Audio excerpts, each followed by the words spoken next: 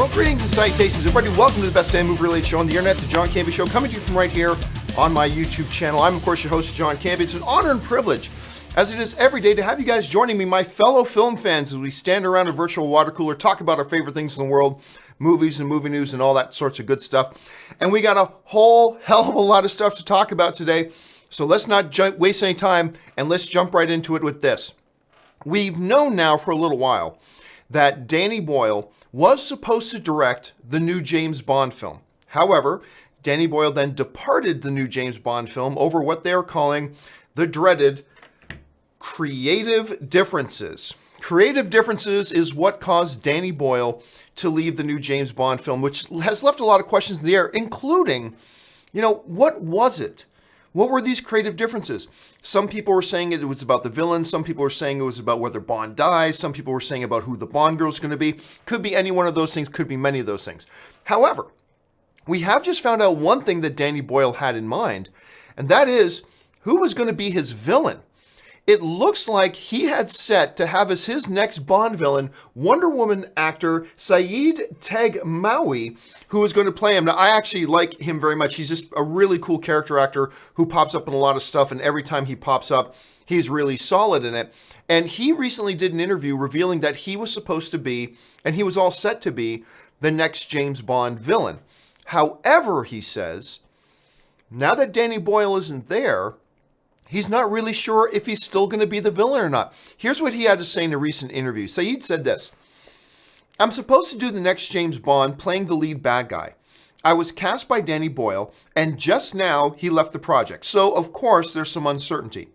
We don't know who the director will be, and the producers don't know if they're going to go Russian or Middle East with the baddie right now. I literally just received a message saying, if they go Middle East, it's you. If they go Russian, it's somebody else. It's the story of my life. Always on that line between something that could change my life and something that disappears. And oh, to have the life of an actor in Hollywood." And so, yeah, that has got to be a really frustrating situation for an actor like him to be in right now. Like, you're told you've got this role. You think you are going to be the next in a long, glorious line of on-screen James Bond villains, and then it all just kind of falls apart. The director leaves. Now the producers don't know if they want to even have the villain be Middle Eastern. They might want to have him go Russian and all that kind of stuff, and now you just don't know where you're at. I'll say this. I think when I first read about him possibly being a Bond villain, the first thought in my head was, perfect. He'd be great for that.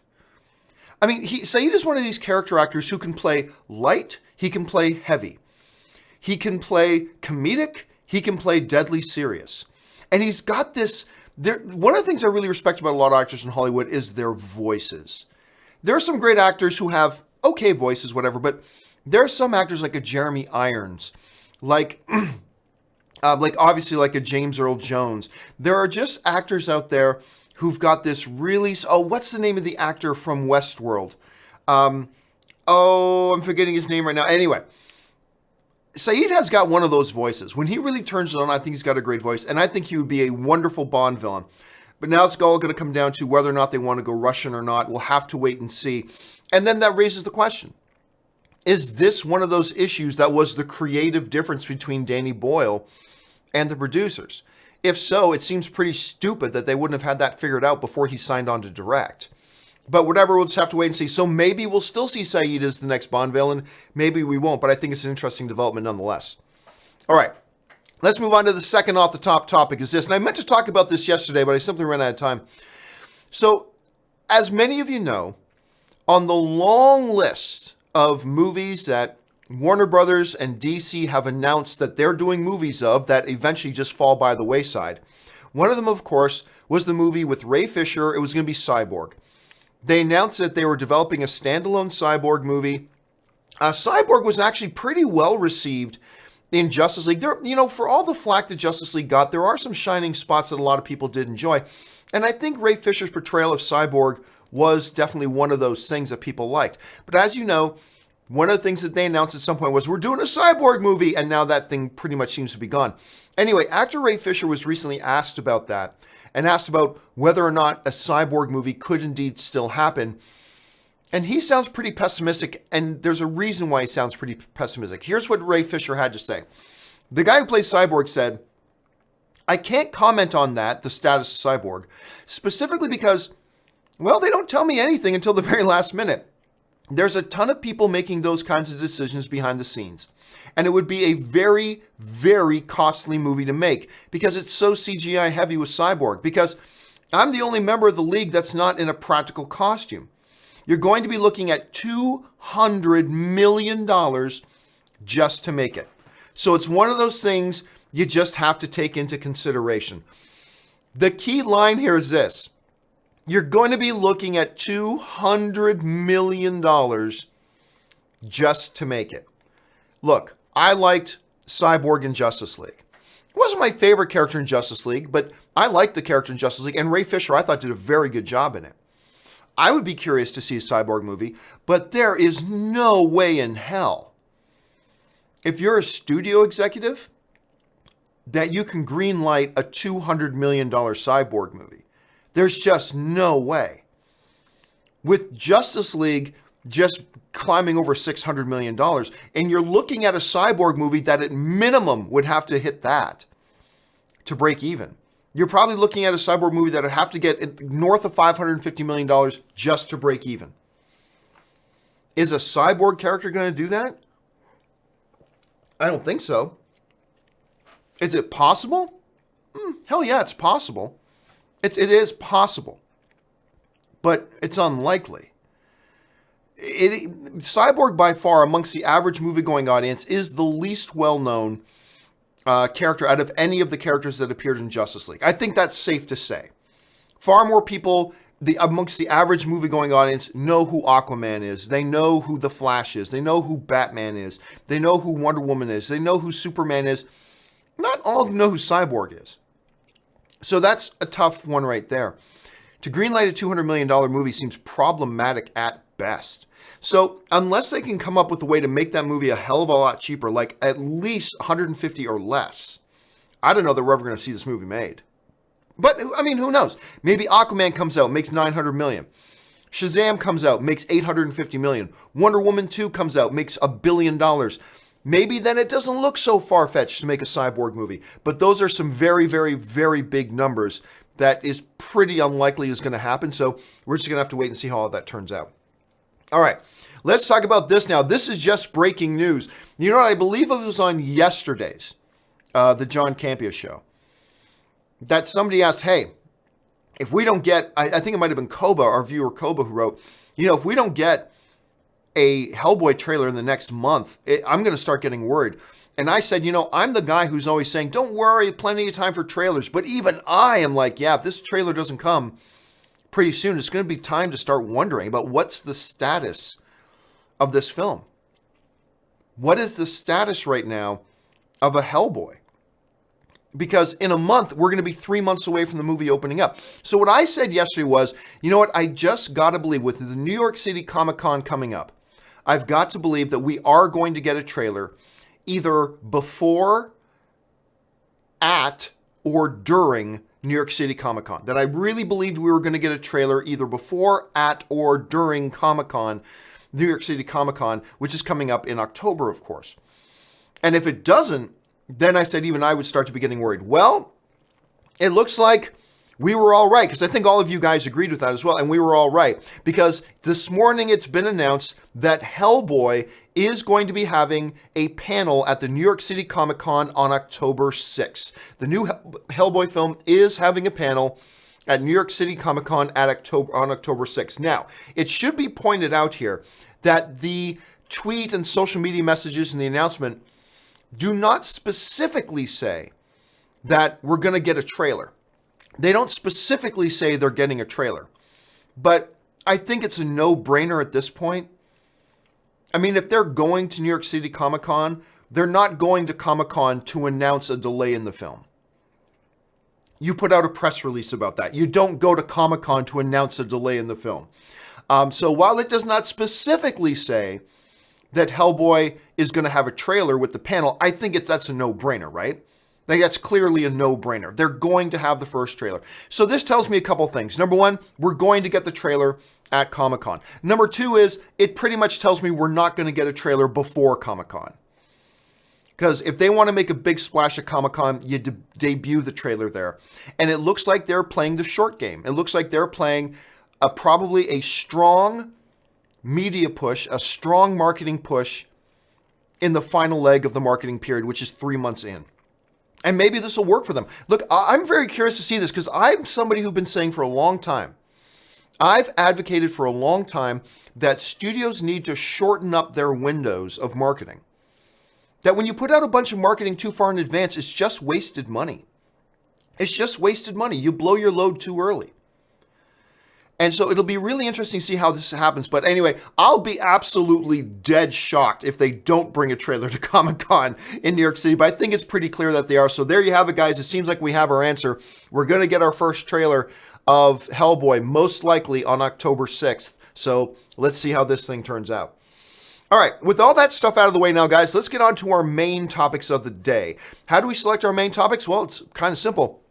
You guys select the main topics by me emailing into me your topics and questions to john@thejohncampeashow.com. Put the word topic in the subject line and make sure you keep those emails to 90 words or less. Once again, email me your topics and questions to john@thejohncampeashow.com. Put the word topic in the subject line and keep the emails to 90 words or less. And maybe you will see your topic pop up here on the John Campea Show. All right, let's get things going here with the first official email today. And the first email in today comes to us from Anonymous, who writes, why are people ignoring the fact that the first two Ant-Man movies in total have made more money than the first two Cap and Thor movies and have higher combined Rotten Tomatoes ratings than the first two Iron Man and Avengers? A third Iron Man movie will help the MCU to change stake levels and have female heroes without further overcrowding the MCU. So why wouldn't Disney, who make money on merchandise, why wouldn't Disney want to make the movie? All right, thanks a lot for the email, Anonymous. And yeah, Anonymous raises a good point. We've been talking a little bit recently about what are the possibilities of an Ant-Man 3. I think the chances are fairly low. I think they've had Ant-Man play out his narrative run. I think he's among the lower, not the lowest, but among the lower money-grossing films, and they have a ton more characters that they want to start focusing on. I believe that they're going to continue to use Ant-Man and Wasp in other MCU movies. I just don't think we're going to see a standalone Ant-Man film again. And I think his main narrative purpose is going to be played out in Avengers 4. Now, I hope they make more Ant-Man movies because I love the Ant-Man movies. I'm one of the biggest fans of the Ant-Man movies. So I would love it if they do, but I don't think they are. Who knows? Now, what Anonymous is pointing out is that, well, hey, wait a minute. The first two Ant-Man films have made more combined than the first two Captain America films. And they're making more Captain America films. And that's true. The first Captain America, the First Avenger, made only $370 million. Only. At the time, that was considered pretty good. $370 million at the box office. Captain America 2, also known as Winter Soldier, took a huge jump up to $714 million. Now, we go on to Ant-Man. The first Ant-Man made $519 million. That's more than the first Captain America. The second Ant-Man did not make as much as Winter Soldier, made $610 million. But if you combine the two, the first two Ant-Man movies have made $1.1 billion. The first two Captain America movies have made just over $1 billion. So why not? Well, yes, you can look at those numbers, but looking at numbers without looking at the context in which those numbers exist can be a little deceiving. Remember, Captain America, the First Avenger, came out in 2011 when the MCU was still just getting started. And they were just establishing the MCU. By the time the first Ant-Man came out, the MCU was already a juggernaut. The MCU was a juggernaut by the time the first Ant-Man movie came rolling around. You can't say the same about the first Captain America movie. The first Captain America movie was one of the films that was laying the groundwork for the MCU to exist. Ant-Man 1 came out, but it had the massive advantage that films like Captain America, the First Avenger, like the first Thor, like the first Iron Man, laid the groundwork and established the MCU as a powerhouse. That was the stage in which the first Ant-Man film got to come out and take a bow. When it was already established, when it was already a powerhouse, when everybody was already excited about the new MCU movies. So, it's a little bit problematic to try to compare the numbers of the first Captain America film, which was laying the foundation, compared to the numbers of the first Ant-Man film, which got to enjoy the benefits of that foundation, which films like Captain America: The First Avenger laid. You can't take that out of context. If you take it out of context, you can make the numbers say anything, but when you look at them in context, then it takes on a little bit of a different life. Now, critically, the Ant-Man movies have been very well received, absolutely, and I'm one of the people that absolutely love these movies. If anything, I think they're underrated. Underrated and underappreciated. I think Ant-Man 1 is just a complete blast. Ant-Man 2 is excellent, not quite as good as Ant-Man 1 to me, but still marvelous. Now, you bring up some other points there. Like, you can have Ant-Man movie change the stakes. Well, you can have any movie change the stakes. One of the great things about the first two Ant-Man movies that I've always appreciated is the fact that you go from other movies being saving the world and saving the universe, and you go to an Ant-Man film, which is about saving his family, or in the latest Ant-Man film, saving Janet, saving one person. And I love that the MCU changes levels like that. But you can do that with other films as well. Just because Ant-Man has done that doesn't mean that Ant-Man will always just be about saving one person or saving a neighborhood. The next Ant-Man film could be about saving the world. But also the Black Widow movie doesn't have to be about saving, whenever they get around to making that, it doesn't have to be about saving the world. The Black Widow movie could be about saving one little girl who's being held hostage. My point is, yes, Ant-Man has changed the stakes levels, but that doesn't mean it's the only property in the franchise that can do something like that. Other films can do it too. And you can put Wasp in other MCU movies and all that kind of stuff. So, look, I'm not saying it's impossible that Marvel makes more Ant-Man movies. I'm on your side. I want them to. I really do want them to make more Ant-Man movies. If I had to guess at this point, though, I still think it's unlikely. And I don't think the numbers you point out, when you look at them in context, the numbers don't really change that. And when you look at the fact that other MCU movies can also change stakes if they so choose, that kind of removes that necessity for Ant-Man to do it. So I still stick with the idea that I don't think there's going to be an Ant-Man 3, but God, I would love there to be one. I will be popping a bottle with you the day they announce Ant-Man 3 going, oh my God, this is, because there are often circumstances and situations in movie fandom where you hope to God you're wrong. And I think it is possible. It's totally possible they could do an Ant-Man 3. I just lean towards it doesn't look like they are. But oh my God, the day they announce it, I'll be popping a bottle with you going, yes, this is one thing I'm going to be really glad to be wrong about if I am. But that's just the way I see it right now. All right, let's move on to the second email topic. And the second email topic today comes to us from Lewis. And Lewis writes, hey, John, do you think we will ever get any more Planet of the Apes movies? A fourth film was apparently discussed. They could continue the franchise without Caesar or do a good remake of the original. Thanks. All right, thanks a lot for the question, man. And yes, ever since War for the Planet of the Apes kind of finished its theatrical run, a lot of people have discussed and wondered out loud, are they going to make a fourth one? And that continues to be a discussion. Will they do a fourth one? I believe there are reasons why we should expect a fourth one, and I also believe there are reasons why we shouldn't expect a fourth one. Let's start on the positive side. Here's one of the main reasons I think we could expect a fourth one. Critically speaking, and also with the audience, when you look at the three Planet of the Apes movies they've made, Rise, Dawn, and War, consistently, they've all been getting great positive reviews, but also those reviews have consistently gone up. The first film got an 81% critic rating, which is great. The second one jumped all the way up to a 90% critic rating, which is outstanding. And then the third one took another jump up all the way up to 93%. The audiences, the critics, people love these movies. And with a growing appreciation for them, at least from a critical point of view, you could make a very solid argument that they could be, and maybe even should be, looking at doing a fourth installment of the film.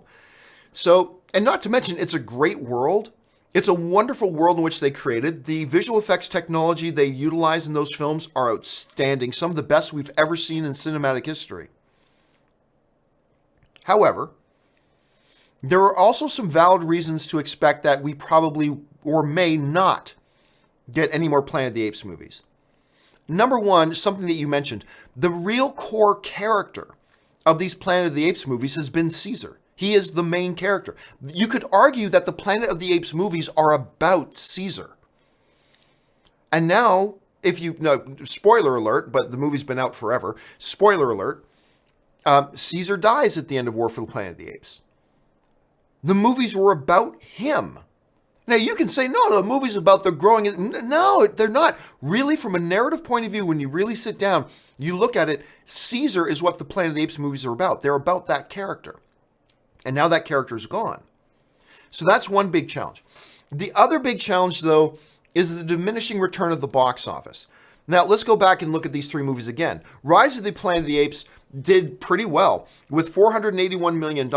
Then we moved into Dawn of the Planet of the Apes, and it took a huge jump up to $710 million worldwide. You could expect, and I remember there were discussions that, hey, when this War of the Planet of the Apes movie comes out, it legitimately could join the $1 billion club. Because everybody loved Dawn of the Planet of the Apes. It took a huge jump at the box office, $710 million. When War for the Planet of the Apes comes out, man, it could very well be the next member of the $1 billion club. But look what happened. As big of a jump as Dawn of the Planet of the Apes took is as big of a dive as War for the Planet of the Apes took, all the way back down to $490 million. Now, $490 million for just about any filmmaker is an outstanding result. Many filmmakers would kill to make a movie that makes $490 million at the worldwide box office. However, this was coming off of a movie that made $710, and here's the other confusing thing about it if you're an executive at the studio. People loved the previous movie. Therefore, you would expect to take a jump. But even more important than that, people loved this movie. I mean, we already looked at the numbers, but it's the best received critically and fan-wise. War for the Planet of the Apes was the best received movie out of all three, and yet it took a massive dive at the box office. If you're an executive at this point, you have to be asking yourself the question, we made an excellent movie. Personally, I did not love War for the Planet of the Apes, and it was a very deceiving, very deceptive marketing campaign, made you think this was going to be a movie about war between the humans and the apes, and there's none of that in it anyway. But take me out of it. Most people love this movie more than any of the other Planet of the Apes movies, and yet it still took a big dive at the box office, despite the fact that people loved the previous one and they loved this one. And it still took a dive. I believe when you could take those things into consideration, the fact that despite being a great movie, it took a big dive financially, and your central character is now gone, I believe when you start to accumulate those facts, I think you lean towards, this franchise of Planet of the Apes is done, I think. Now, that doesn't preclude them from doing a reboot of Planet of the Apes sometime in the future, but I'm going to lean towards thinking there might be done. But again, there are valid reasons to expect that they could do a fourth one as well. I've heard the whispers too. I just don't think it's going to happen. We're going to have to wait and see. All right, let's move on to the third email today. And the third email today comes to us from our Patreon supporter, Abe, who writes, big supporter since the AMC days. Thank you so much, Abe, and thank you so much for being a Patreon supporter. I was talking to a manager at a local AMC about how good A-List is. And she told me that AMC is going to launch a family plan where you can take up to 4 people on an A-List with all the benefits, and it's going to be $50, and it will launch by the end of the year. If true, is that good or bad? All right, thanks a lot for the question, man. And first of all, I should say this.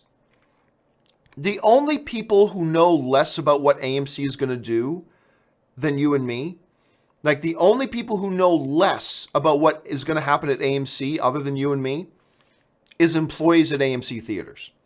And I speak that from experience. I do.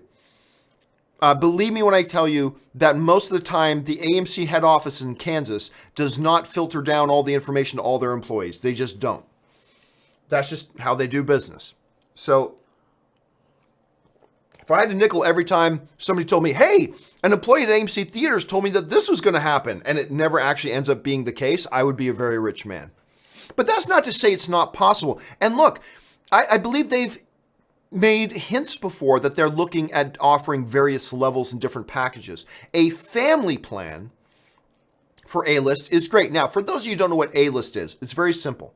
If you have an AMC theater near you, it's great to have. You pay $20 a month. You get an AMC A-list membership. And with that membership, you can see up to 3 movies a week. Not a month, 3 movies a week. You can book your tickets online in advance in any theater, IMAX, Prime, 3D, doesn't matter. It's a fabulous program. Best there's ever been. Absolutely the best movie program there's ever been. Now, the one thing about it is it's just for you. You can buy a ticket for you and only you. The idea of a family plan is very intriguing. Here's the problem with what you're suggesting. $50 a month for 4 people? That doesn't add up, because even at $20 a month per person, that should be $80 a month for 4 people. I mean, if you just take a family of 4 once, my local AMC theater costs $15 a ticket. If you take a family of 4 just once, you're already buying, that's $60 of tickets for $50. It's an incredible deal, but it's not financially sustainable. I don't think. That's not financially sustainable for AMC. They have to price it. If they do a family plan, they have to price it so you'd at least have to go to the movies twice a month to make money. That people would have to go twice a month to actually really save money. And you could save a lot of money if you go twice. So it seems like that $50 price point to me is too low because it's not sustainable. They're going to go the way of MoviePass if they do that. However, the idea of a family plan, because look, if I had 2 kids, if me and Ann had 2 kids, and you put out an AMC plan, $80 a month, and that's a big price tag, but think about it, $80 a month, and I get to take my family of 4 to up to 3 movies a week? Oh God, no brainer. No brainer. Because that already replaces my $20 a month because I can still use that pass to just go see movies by myself or take just me and my wife or whatever. But it's a great idea. I would sign up for it like that. I think it's a tremendous idea, but the $50 price point just doesn't seem realistic to me. I'd like to know how they plan on breaking even if they offered it at $50. But I mean, hell, if they do, I mean, everybody should join up for it. Everybody should join up for it. All right, let's move on to the 4th email today. And the 4th email today comes to us from Brian Knight, who writes, "The Nun just made $55 million opening 7 weeks before Halloween and with bad reviews. Halloween, the movie, is opening a week before Halloween, the holiday, and has received rave reviews from the Toronto International Film Festival. My question is, can Halloween make over $100 million opening weekend? I am no horror fan, but I can see the writing on the wall, and I think even $125 million is doable." All right, thanks a lot for the question, man. And yeah, so you just had The Nun come out, and The Nun, I love that image that Ray made, and The Nun sweeping up makes over $50 million, biggest opening in the Conjuring franchise, right? And the second biggest opening for a September film in movie history, only behind It. So the question, a lot of us have been wondering, how will Halloween do? And the question specifically here is, can it make over $100 million? Yay, even $125 million. I may regret saying this, and it may change my mind as we get closer, but I'm going to say no. No. There's a couple things you're not taking into consideration here. Number 1, the Conjuring franchise is an active, ongoing franchise that's enjoying some success. And the last film in that franchise, Annabelle Creation, was very well received, did very well, and The Nun is able to capitalize on that. The Conjuring series is a current, ongoing, successful franchise. You cannot say that about Halloween. Halloween is neither current, neither ongoing, and especially in the last 20 years, not successful. Now, positive reviews and negative reviews will have, I've talked about this before, I've had studio publicists say it counts for about a 10% swing in box office. If a movie makes $50 million, let's say a movie would make $50 million, all other things being equal. If it gets great reviews, they think it can make $55 million. If it gets horrible reviews, they think that 50 drops to 45. It doesn't change a $50 million movie into a $150 million movie. It doesn't change a $50 million movie into a $12 million movie, but it does have a little bit of swing. Good reviews coming out of the Toronto International Film Festival is nothing but good news, but I don't think it takes a $50 million opening and makes a $100 million opening. You know what I'm saying? Also, let's be realistic. Let's look at the last 3 Halloween movies that have opened and how they did on their opening weekends, all right? So, Halloween Resurrection, which also had Jamie Lee Curtis in it, came out in 2002. Its opening weekend was $12 million. Then in 2007, Halloween came back with the Rob Zombie versions.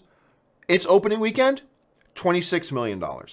Then in 2009, just 8 years ago, Halloween 2 came out, made $16 million.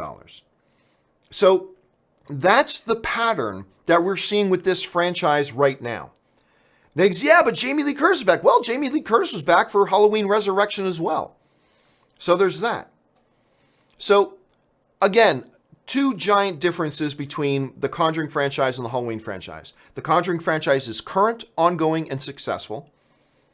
The Halloween franchise, you cannot say that about. Also, when you look at the track record, the pattern of the last 3 Halloween movies, now granted, that doesn't mean everything, but you're looking at $12 million, $26 million, and $16 million. To expect that to jump to $100 million?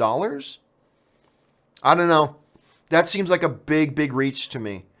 Now, look, I've been more surprised by other things. I didn't think it would make $100 million opening weekend. I didn't. And made over 120. Over 120. I thought it would do well. I never thought it was going to do that. So maybe this is the same situation. Maybe we're in an exact same situation where I'm saying like, nah, Halloween can't make $100 million, and then watch, it comes out of nowhere, makes $100 million. But that may be the case, and I'm open to being wrong.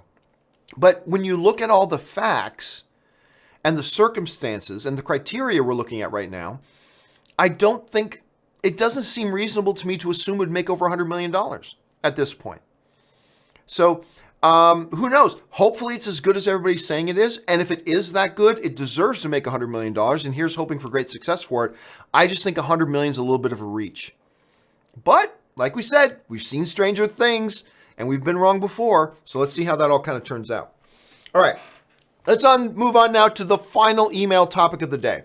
And the final emailed in topic today comes to us from Dante Dreamer, who writes, Marvel has been extremely successful with their 3 films a year plan.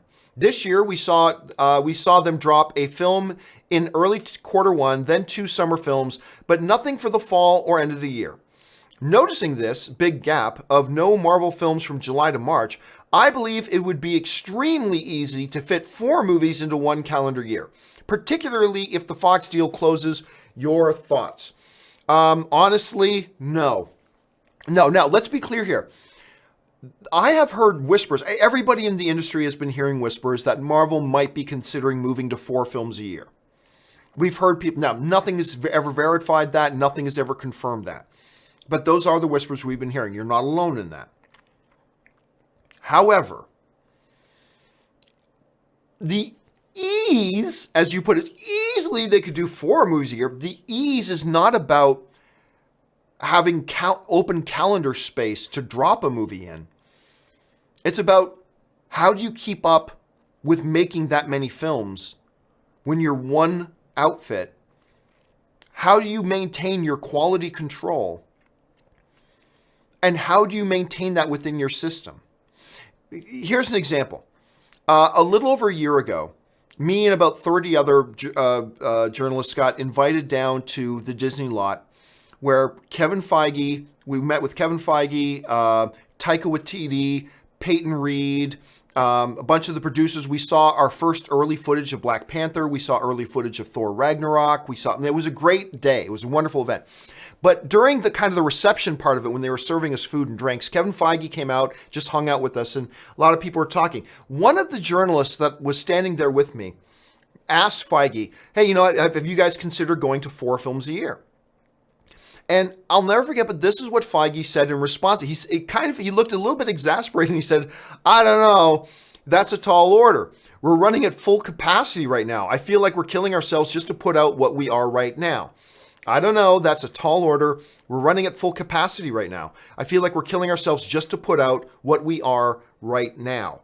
Now, that's not a 100% ironclad guarantee statement saying, nah, man, we're never going to do 4 films a year. I mean, it's not that. But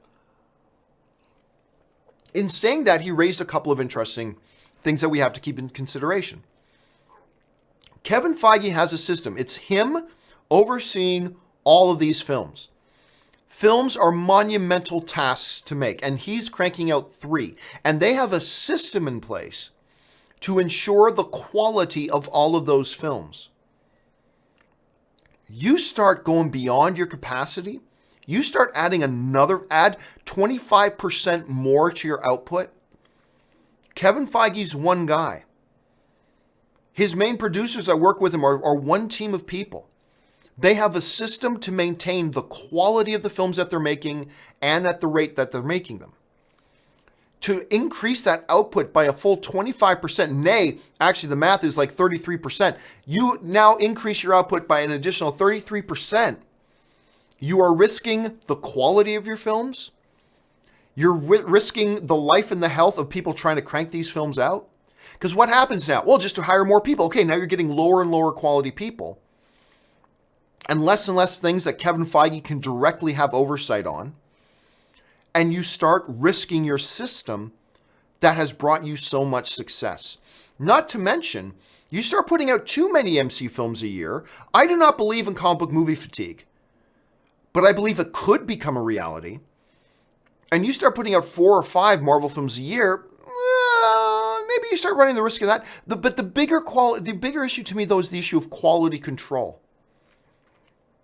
More is not always better. More is simply not always better. So, while is there room in the calendar to release another Marvel film? Sure. There's room on the calendar to release 3 more Marvel films a year. There are. But can you physically crank out that many films? And even if you could crank out that many films, can you crank out that many films while maintaining the same high degree of quality control that has brought your MCU so much success? I would suggest that you can't. So while there are people who are asking for a 4th movie a year, and while there are some whispers and rumors that Disney may be considering it, I gotta believe at the end of the day, they're not gonna do that. It just seems like you are risking your cash cow. It just seems to me you are putting your entire MCU at risk. If you start cranking out too many films, you can't ensure the quality of them all this kind of stuff. It just seems like a bad idea.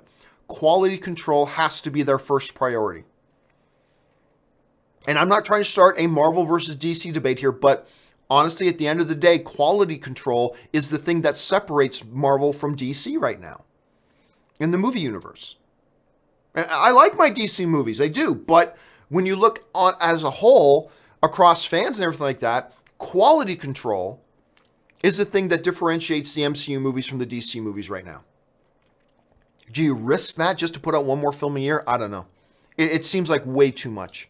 Way too much. Especially when you understand how hands-on Kevin Feige is with the whole process.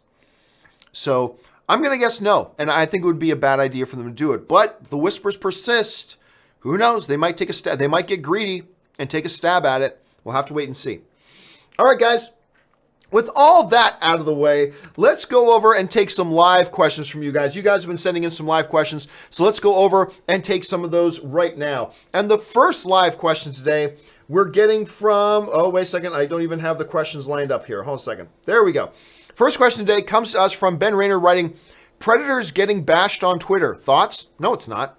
Look, there are 50 billion people on Twitter. Not really, but a big number of people on Twitter. Every movie is getting bashed by somebody.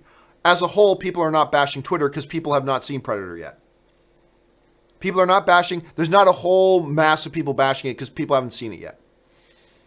If anything, I mean, the last I checked, it was pretty good.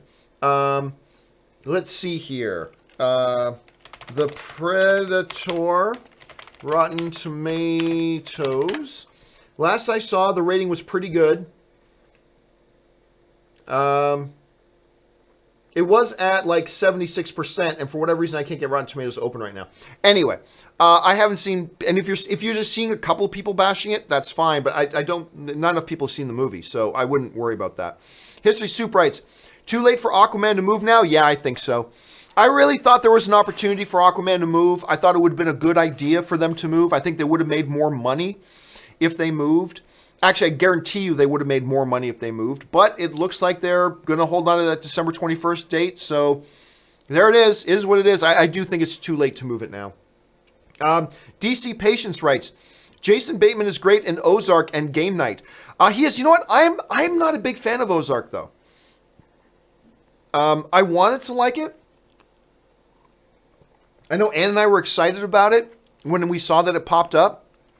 I'm a big Jason Bateman fan, huge Jason Bateman fan, but I didn't like it. But he was still good in it. He's always good. Jason Bateman is money. He will always give a good performance, whether it's something dramatic, whether it's something comedic, whatever. He will always deliver the goods. T-Ness93 writes, in Wonder Woman 84, could we get a Thomas and Martha Wayne Easter egg in the background? The timelines line up for the Batman vs. Superman movie. Well, I mean, yeah, you could. It's possible.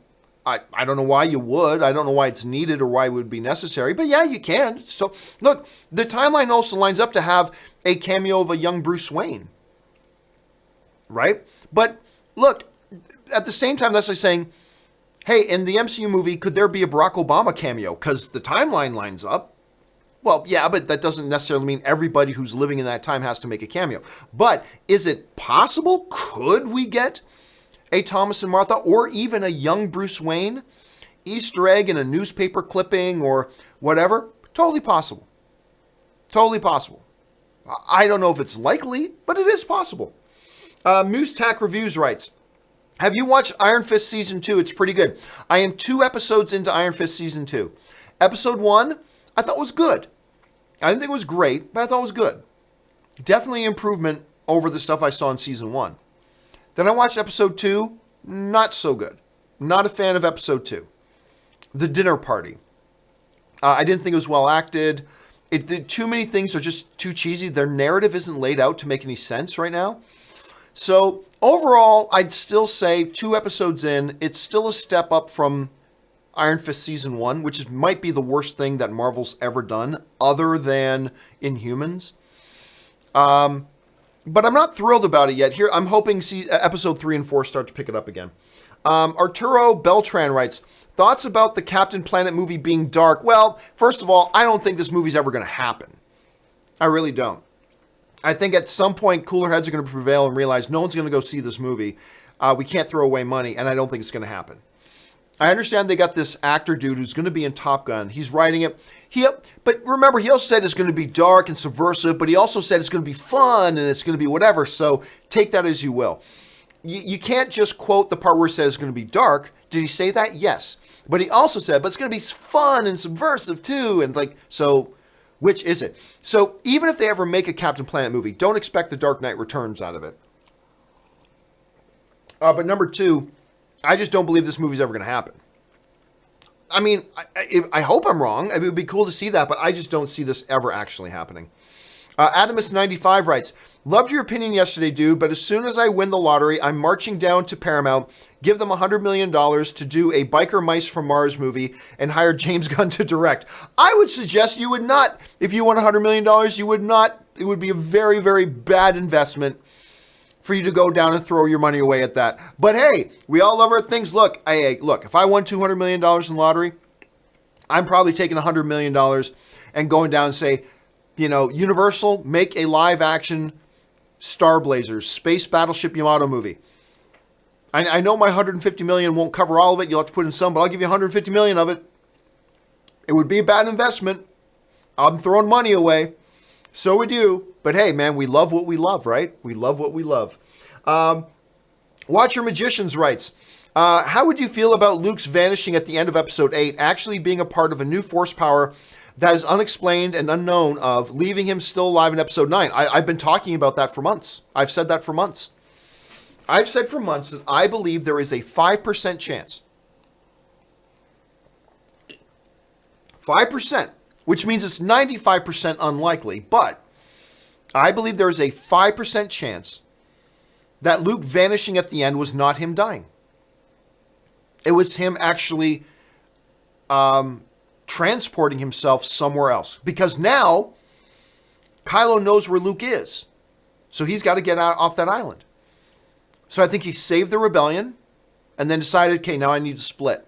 And he split. Now, that's 5%. The 95% overwhelming probability is that he is just dead.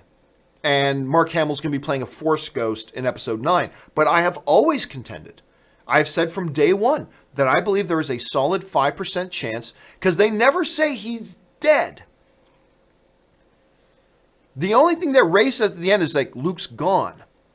That's all they say. You know? And while it is alluded to that he died, because you had the whole body disappearing with the clothes dropping, that's what's happened to Yoda, and that's what happened to Ben. It doesn't automatically mean that that's what happened to Luke. 5% chance. Again, 95% chance that it's not going to happen. But I've been saying for a long time, I believe it is a possibility. Musack Reviews writes, also, I know... Pardon me.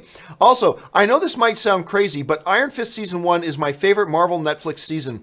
Also, thoughts on Predator controversy with Olivia Munn? Well, I talked about the Olivia Munn thing yesterday.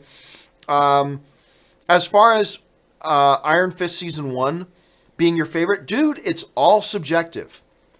Look, I can sit here and say that I believe Iron Fist, other than the Inhumans, I believe Iron Fist Season 1 is the worst thing that Marvel's ever done. Fine. But that's just my perspective as a film fan, because that's how it hit me. That doesn't mean that's how it hit you. It hit you clearly in a very different way, in a much more positive way. That is the beautiful thing. You know, the subjectivity of film is not just a universal law about film. I have always said it's also the best thing about film and entertainment. The subjectivity of film is the best thing about it. Because just because I like something, that doesn't mean you have to like it. And just because I hate something doesn't mean you have to hate it. You had a unique experience with Iron Fist Season 1 that I didn't have, but that's okay. And you enjoyed it and you liked it, and that's the important thing. So thanks for sharing that, man. DC Patience writes, gritty trailer for Titans crossover with Dark Captain Planet. Fuck climate change. Yeah, there's something you could do. Man, that I still just shake my head when I catch myself involuntarily just shaking my head whenever I even think about that Titans trailer that they put out at Comic-Con. Just brutal. Just brutally awful trailer. And that whole fuck Batman part. I was just, oh God, did you really just do that? It's like, look how dark and gritty we are. Robin's saying fuck. Stupid. So dumb. Thanks for reminding me, D.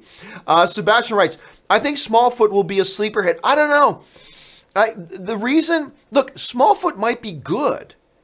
Might be good. I mean, I don't know if it is. I haven't seen it, but it might be good. But the concept of it being a hit, I think, is very, very small because the marketing for it has been so minimal. They've done so little marketing for it that it's really hard for me as an individual to believe that there's a real solid possibility that could be a sleeper hit. You know what I mean? So I'm going to doubt it, but it's possible. Let's see. So Sebastian follows up with, I'm following up on Smallfoot. My young daughter is looking forward to it. My teenage son looks forward to Predator. I guess my kids lead my A-list seat. Yeah, there you go, right? One of the great reasons. And going back to the other topic, Sebastian, another great reason why AMC should introduce a family plan, right? They should introduce a family plan. They just need to, price it appropriately so they can stay in business. But even just your own A-list, if you got to take your kids to 3 movies this month, even just you getting your ticket for free, that's $50 worth of tickets you're getting and saving money on, which is awesome. So another great reason to have A-list. Let's see. Curtis Lopez writes, I watched the Ant-Man and Wasp post-credit scene and Janet tells Scott not to get sucked into a time vortex. Could that mean anything in Avengers 4? Possible. I'll be honest with you, I don't remember the line. I don't remember the line being spoken in the movie. Even in the post-credit scene, I don't remember it. That doesn't mean I'm saying it's not there. It's just I don't remember the line. But if it is there, if you're right, and that is the line in there, it's possible. It's totally possible. Getting sucked into a time vortex. Yep, sounds like something that could fit very easily into Avengers 4. I got to go back and watch the post-credit scene of Ant-Man and the Wasp again just to catch that. Thanks for bringing that up, Curtis.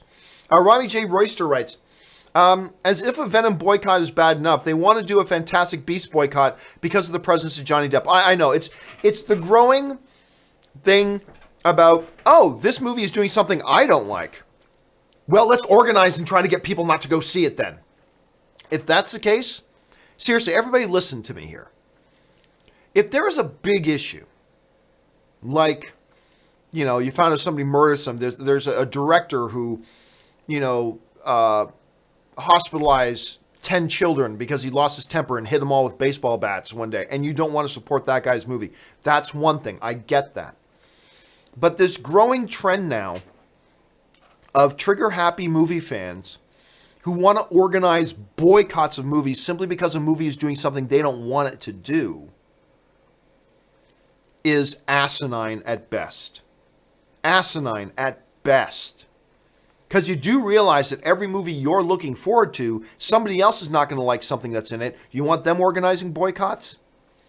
At some point, we're going to get to a point where every single movie that's going to come out is going to have somebody boycotting it.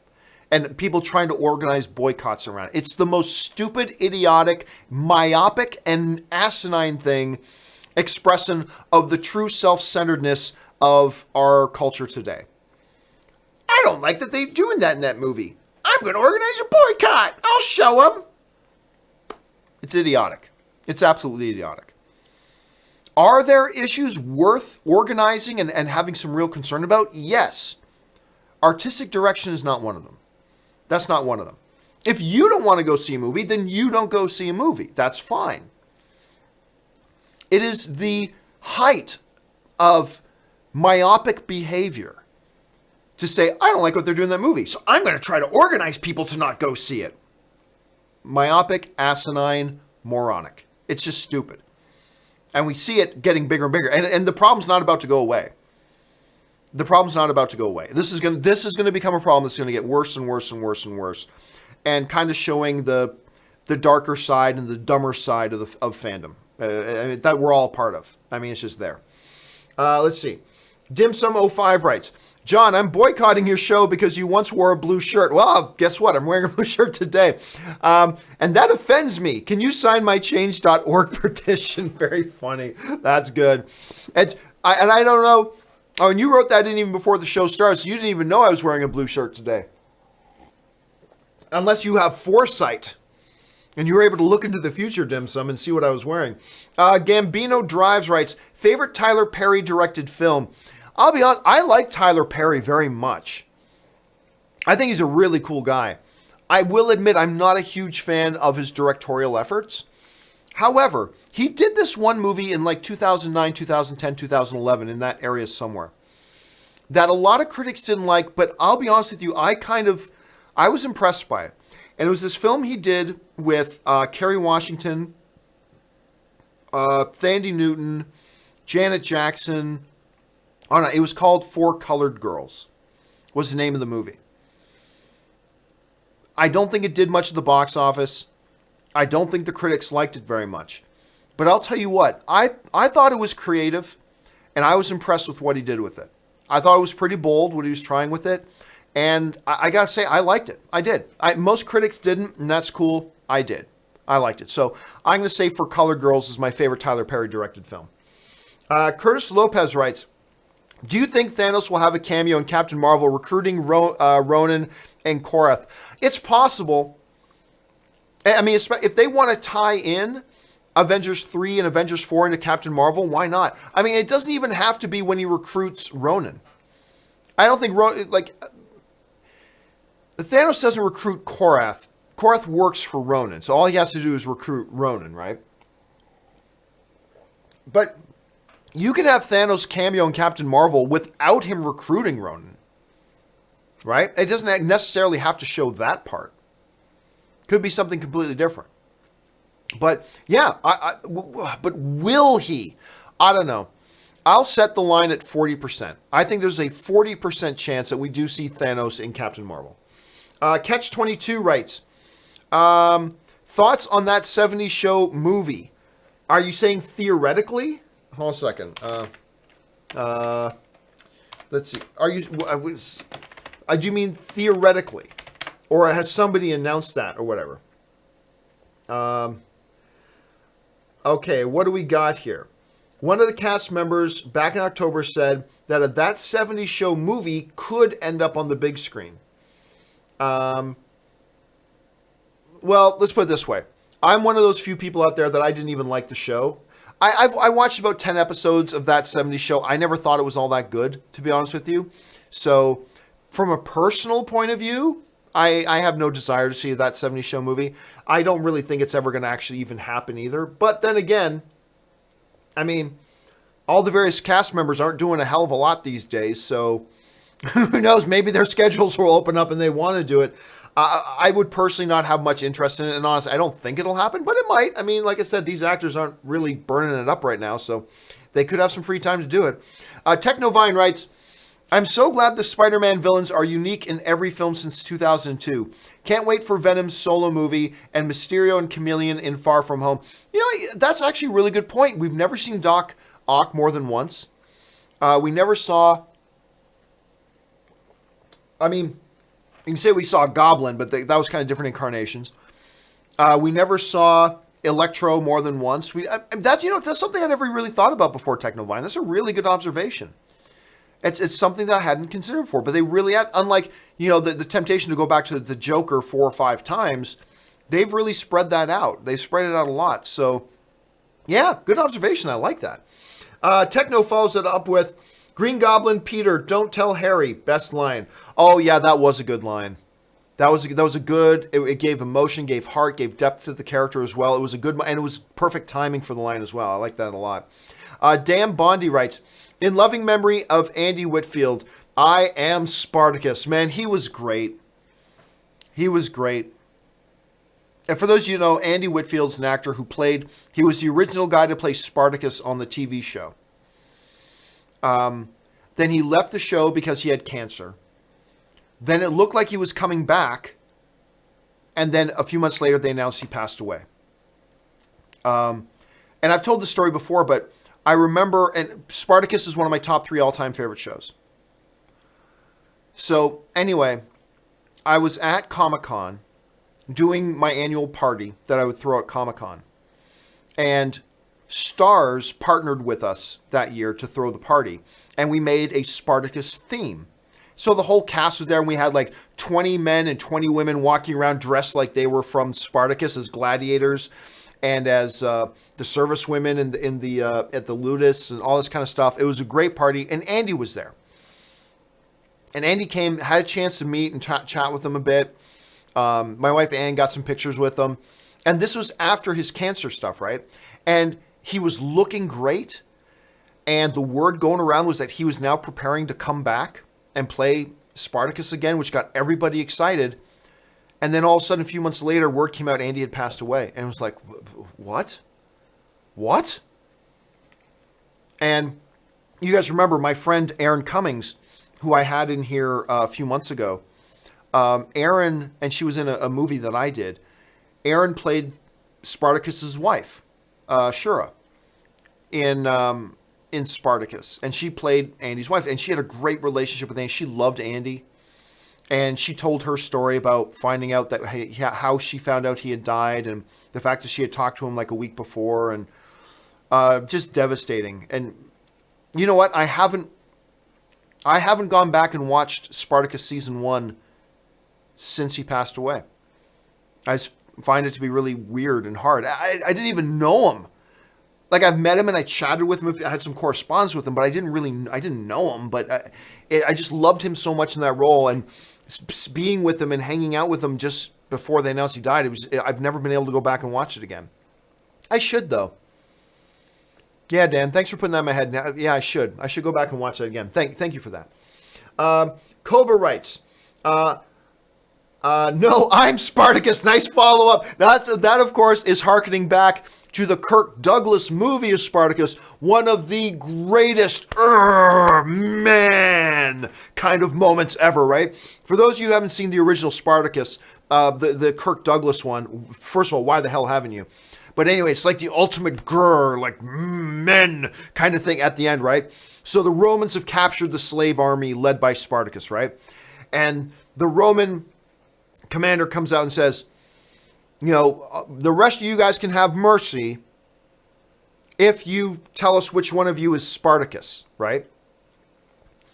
And everybody's sitting there, and Kirk Douglas is like, well, I don't want my men to die and get crucified for me. Because that's what the Romans were doing. They were lining them up on the roads, crucifying them on the roads. So just as Kirk Douglas starts to stand up, one of his lieutenants stands up. I'm Spartacus. And everybody looks at him, and a couple of Romans start to walk towards him. And just as they start to walk towards the guy, another guy stands up. I'm Spartacus. And then another guy stands up. I'm Spartacus. And before you know it, the whole army stands up. I'm Spartacus, blah, blah. Basically saying, hey, we're going to die with our leader. We're never going to tell you who our leader is. So you're going to have to kill us all. Ugh! Great moment in film history, man. Great moment in film history. Brandon Shakur writes, just waiting on Rock/Will Smith movie to be made. You gotta feel like at some point that's gotta happen, right? I believe I heard The Rock talk about that once, or read about him talking about that once. Saying that, hey, I'd love to do that someday. I'd love to do it someday. It would be great to see. That's a movie I'd like to see. You could have a lot of fun with that movie, Brandon. Juice Stacks writes, just sending in some support from the Netherlands. Well, thank you so much, Juice. I really appreciate that. Thank you so much. You know what? Netherlands is one of those places that I've always, I've got a couple places high on my list that I really, really need to visit that I've never visited. Top of the list, number one, is Italy, because I'm Italian and I've never been to Italy. My wife has been to Italy 3 times. I have never been to Italy. I need to go to Italy. Russia. I've always wanted to visit Russia. So there's that. Greece. I've always wanted to visit Greece. Again, Anne's been to Greece many times. But Netherlands has always been right up there. Canada has a great relationship with the Netherlands. The Canadians love the idea of the Netherlands. Canadians love the Netherlands. And always, and I know people who've gone on vacation in the Netherlands, and I've always wanted to go. So I gotta go and do that sometime. Let's see, just time for a couple more quick ones here. Michelle Chandler writes, the TV show Psych is also my favorite. Somebody else brought up Psych the other day. I know you said you love displays of unwavering friend loyalty, which happens a lot in Psych. It's a good watch. He follows up with, love the show so much, I got a tattoo of it. Okay, that's hardcore. I don't know if that's particularly wise, but that is hardcore. Let me tell you a quick story about a friend of mine. There's a friend of mine, a guy I used to know, who I realized that on the few occasions that we ended up in groups of friends that went to a beach or something like that, I'd known this guy for years and he'd never taken his shirt off. I'd never seen him take his shirt off. And it was later that I found out why. When he was 17 or something, he got a cobra tattoo, like cobra as in G.I. Joe's mortal enemy, the cobra symbol tattooed on his back. And he became self-conscious of it. He loved it at first, but later became self-conscious of it. And didn't take it out very much. So that's always been that's kind of been a cautionary tale for me, why I never get tattoos, let alone tattoos of pop culture things that I may love today, but I might not love tomorrow. So that's gutsy, man. That is gutsy, getting a tattoo. That is gutsy. But to honor your gutsiness, I'm going to have to make sure I check out the show. So I'm going to have to make sure I watch that. All right. Daniel M. writes, hey, John, popped in to say what's up. Thank you so much, Daniel. What's up? Thanks for checking in, man. I'm having a good day so far. I hope you are too. Ryan Oman writes, is it possible we'll see more X-Files episodes? Well, I believe they said they're not doing another season. I'll be honest with you, I didn't even watch the new seasons. I didn't even watch them. To me, the show is over. So I never bothered watching the new ones at all. So I'm only telling you what I've read secondhand. What I've read is that they're not planning on making more seasons. That it's done, and it's probably time for it to be done. But in this business, man, anything is possible. So you're asking, is it possible we'll see more? Absolutely, it's possible. Look, regardless of, even if it's run out of steam now, the X-Files is a recognizable property. X-Files is a very recognizable property, a huge IP. So just because they stopped doing it now doesn't mean it doesn't get revisited again later on. It's totally possible. I don't think it's likely, but it is possible. All right, KW writes, love the show. Do you play Fantasy Movie League? Interesting story. I downloaded and installed Fantasy Movie League a few weeks ago. I could not figure out how to work it. Granted, I only spent about 2 minutes fiddling with it. But I am planning on getting up and running on Fantasy Movie League. And I'm going to start a John Campea Show League and invite all my viewers to participate in it with me. And we'll have some contests. We'll have some competitions. Blah, blah, all friendly. But I really want to do that because I love fantasy football. So the Fantasy Movie League thing is a big idea for me. And I think I am going to jump in and start. Once I get a handle on it and get a hang of it, I'm going to organize a full league for everybody to join in and participate. And I think that's going to be a lot of fun. So, yes. Thanks for bringing that up, Cade.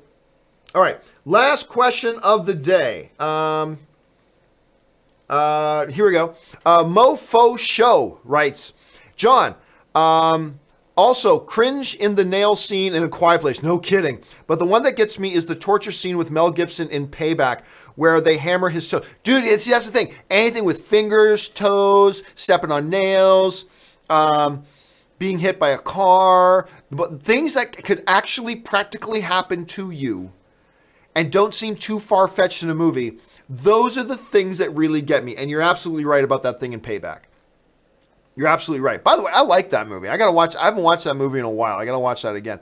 But anyway, that sort of stuff is the stuff that always gets me. Bazooka to the face, that would never happen in real life. So whatever. So it's like, whoa, that looks cool. But I don't go, oh man, that must have hurt so much. Again, in A Quiet Place, you have alien creatures that have wiped out most of humanity, ripping people's bodies to shreds. Cool. Girl walking down the stairs and stepping on a nail. Ah! It's weird that I have that sort of reaction, but that's totally the way. And the stuff with the toes and the hammer, man, that's another good example of that a lot. All right, guys. All done here for today. Thanks for joining me. Listen, for everybody from KW all the way down, don't worry. I'm going to gather up these questions and I'm going to address them in the upcoming companion videos. So your questions that you sent in are going to get addressed in a video. It's just going to be in one of the companion videos coming up over the next couple of days. So thank you for being here and sending those in. All right, guys. That will do it for me for today for this installment of the John Campea Show. Thank you so much for joining me. Listen, don't forget, we'll be back again this afternoon at 3 p.m. for open mic. If you got some more stuff you want to talk about, come on back and we'll discuss things then. Also, special shout out to my Patreon supporters. Thank you guys for making this channel possible. If you're not a Patreon supporter or don't know what it is, do me a favor. Head on over to www.patreon.com/JohnCampea. Find out what it means to be a Patreon supporter, how being a Patreon supporter keeps these shows on the air, and what benefits there are to being a Patreon supporter, and maybe you'll become a Patreon supporter too. Also, guys, don't forget, right down here, I do a lot of posting on Twitter. Follow me on Twitter. Just jump on Twitter. Make sure you're following me at John Campea. That'll do it for me for now, guys. Thanks a lot for joining me. My name's John, and until next time, bye-bye.